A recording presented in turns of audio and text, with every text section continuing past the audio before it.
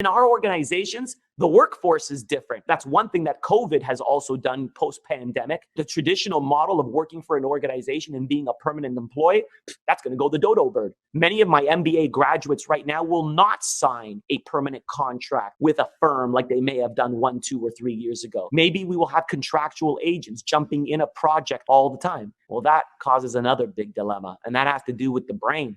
Because when an employee worked for me, at least I had access. I paid him or her salary. I rented his brain so that he could contribute to the organization, make my goals and my missions. But right now, in a world of contractual workers and a liquid workforce, who owns the intellectual property?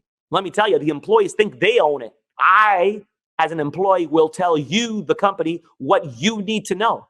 And I might only tell you 7/10 of what you need to know. And guess what? You don't even know that 3/10 are missing. Because you don't know what's in my head. It's tacit expertise. It's an invisible, intangible asset. It's not like the oranges in the agricultural era or the cars in the industrial era.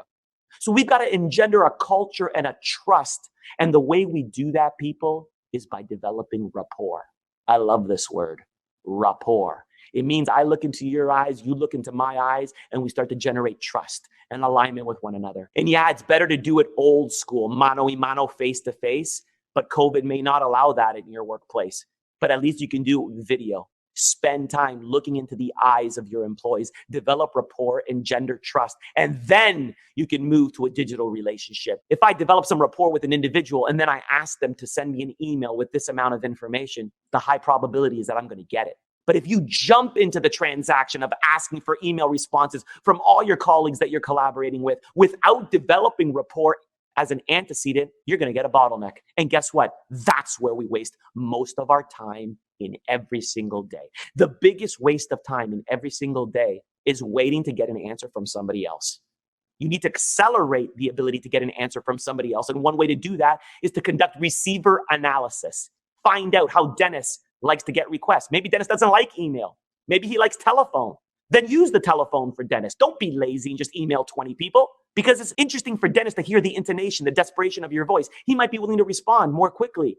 And then you got Jessica. Jessica doesn't like email or voicemail. Jessica wants to see you face to face, even if you have to wear a mask 6 feet apart. But you know what Jessica likes? 3 chocolate donuts too on a Friday. So I'm going to bring those chocolate donuts to her if it raises the probability of me getting the information that I need from her. And that's really the secret. Receiver analysis for a liquid workforce so that you can be more productive.